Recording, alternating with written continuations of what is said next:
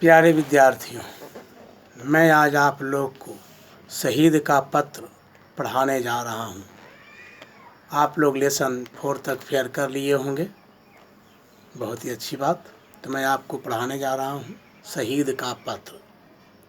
जो देश के लिए बलिदान हो जाता है उसे शहीद कहा जाता है। राम प्रसाद बिस्मिल, अशफाक उल्लाह खान, ये सभी हमारे देश के लिए शहीद हो गए थे। तो हमारा देश सदियों तक अंग्रेजी के सत्ता के चंगुल में फंसा रहा, जिसके परिणाम स्वरूप भारतवासियों को न जाने कितने अमानवीय अत्याचार सहने पड़े। अंततः अपनी मातृभूमि को स्वतंत्र कराने के लिए भारत माता के अनेक सपूतों ने अपना कमर कस ली, तैयार हो गए और न जाने कितने वीरों ने अपने प्राणों का बलिदान भी दे दिया। ऐसे ही एक वीर सपूत थे राम प्रसाद बिस्मिल। यह एक शिक्षक थे। इन्होंने लिखा है, सरफरोशी की तमन्ना अब हमारे दिल में है, देखना है जोर कितना बाजुए कातिल में है। सरफरोशी सेक्रीफाइस, बलिदान, और तमन्ना इच्छा, वाइस। तो बलिदान, सरफरोशी की तमन्ना अब हमारे दिल में है, देखना है जोर कितना बाजुए कातिल में है। बाजुए कातिल कहा गया अंग्रेज को। अंग्रेजों में कितना दम है देखना है। हम बलिदान देने के इच्छुक हैं। हमारे दिल में अपने देश के लिए बलिदान देने की प्रबल इच्छा है।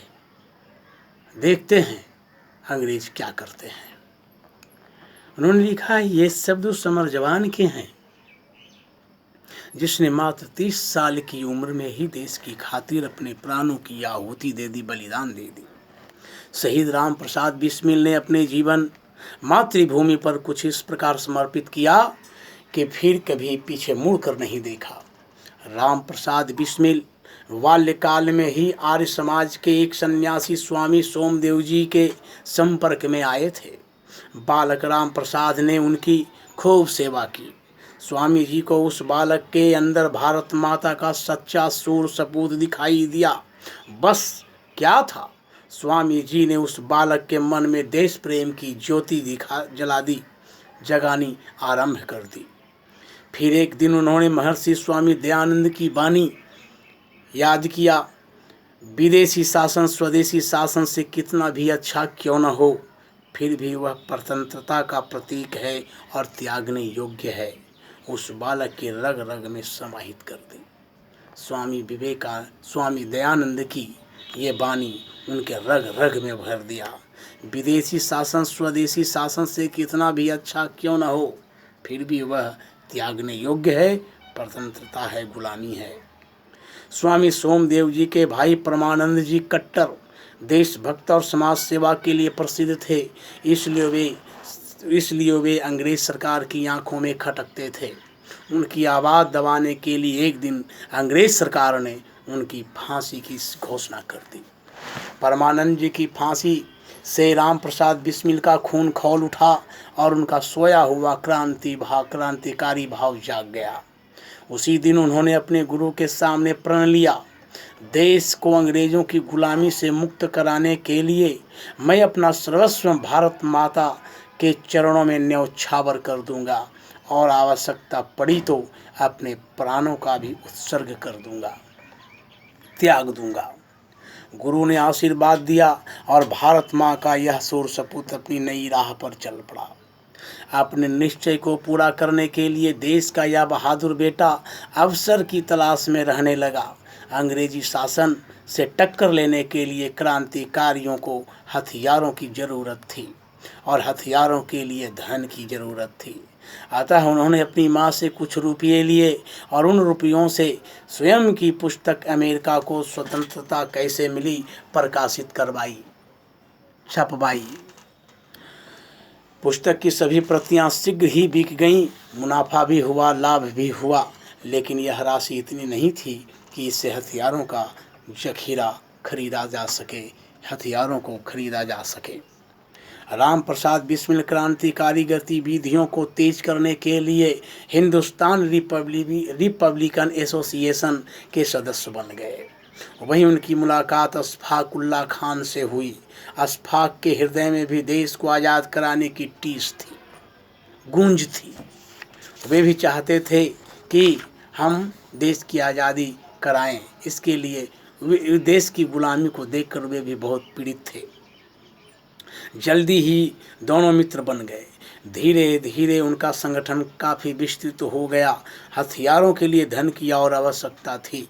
अतः उन्होंने 9 अगस्त 1927 ईस्वी को की रात्रि को अपने साथियों के साथ मिलकर काकोरी स्टेशन के पास ट्रेन से एक सरकारी खजाना लूट लिया। इस साहसिक कार्य में इनके साथ थे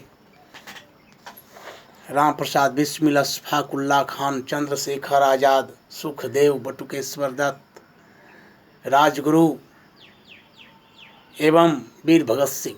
ऐसे सारे शहीद नेतागण थे। सरकार को आशा नहीं थी कि क्रांतिकारी इतना साहसिक कदम उठा सकते हैं। उनके इस कदम से वह घबरा गई और चारों ओर धरपकड़ चालू हो गई। जल्दी अंग्रेज सरकार के द्वारा राम प्रसाद बिस्मिल को पकड़ लिया गया। राम प्रसाद बिस्मिल, रोशन सिंह एवं राजेंद्र लाहिड़ी आदि क्रांतिकारियों को गिरफ्तार करके उन पर मुकदमा चलाया गया। राम प्रसाद बिस्मिल का गमछा पकड़ा गया और वह गमछा लेकर वह धोबी के पास अंग्रेज चला गया और अंग्रेज को धोबी ने बताया कि यह राम प्रसाद बिस्मिल का गमछा है, तो उनकी गिरफ्तारी हुई। फांसी से पूर्व जेल में रहते हुए बिस्मिल ने अपनी माता को एक पत्र लिखा है। क्या लिखा था?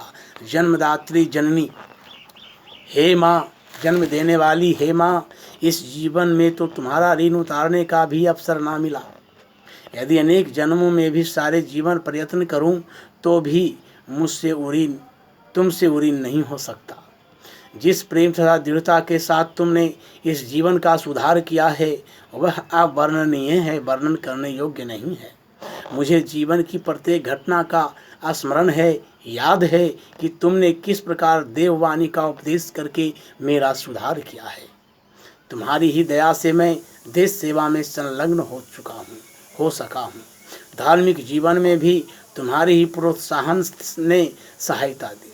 जो कुछ शिक्षा मैंने ग्रहण की उसका श्रेय तुम्ही को है, उसकी उपलब्धि तुम्ही को है।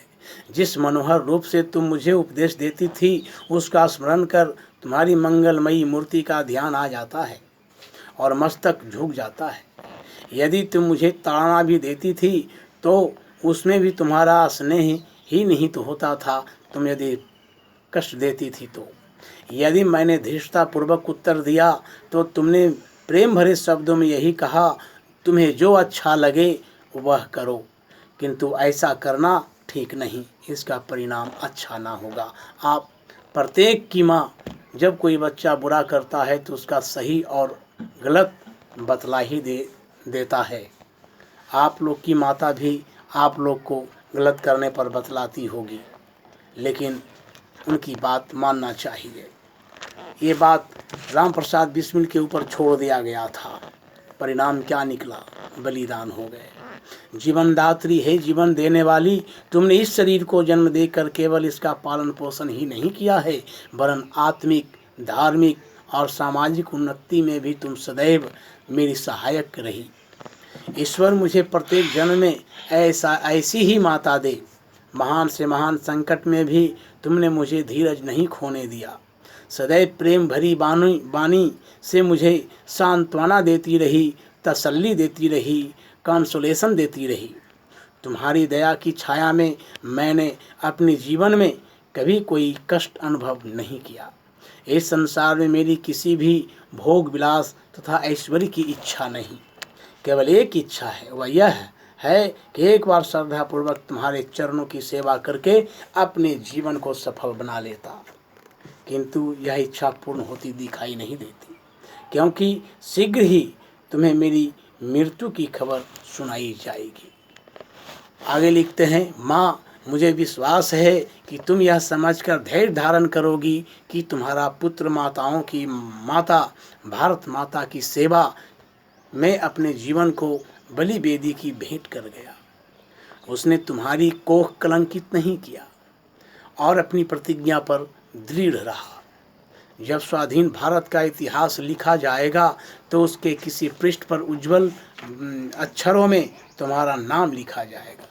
हे जन्मदात्री, वर दो, आशीर्वाद दो कि अंतिम समय में भी मेरा हृदय किसी भी प्रकार से विचलित न हो और तुम्हारे चरण कमलों को प्रणाम कर मैं परमात्मा का स्मरण करता हुआ शरीर त्याग करूं। तुम्हारा राम प्रसाद बिस्मिल। ऐसे थे हमारे देश के होनहार वीर। भारतीय स्वतंत्रता संग्राम के बारे में बच्चे आप लोग जानते ही होंगे। 1947 के पूर्व हमारे देश में अंग्रेज आए थे नमक का व्यापार करने, लेकिन वे मेरे देश पर ही अधिकार जमा लिया। इसलिए बच्चे, इस कहानी से आप लोग को भी देशभक्ति की भावना जागनी चाहिए, आत्मत्याग होनी चाहिए, मातृभक्ति की भावना कम नहीं होनी चाहिए तथा दृढ़ संकल्प का भाव कभी भी कम नहीं होना चाहिए। बच्चे, आप लोग भी इस कहानी को रीड करेंगे, पढ़ेंगे और स्वतंत्रता दिवस पर लेख लिखेंगे। कुछ देर के बाद मैं आप लोगों को इस अध्याय के प्रश्न का उत्तर लिखकर भेजूंगा, उसे आप लोग फेयर कर लेंगे। यदि आप लोग के पास किताब है तो आप लोग शब्द ज्ञान भी बनाएंगे और नहीं आने पर मुझसे पूछेंगे। धन्यवाद।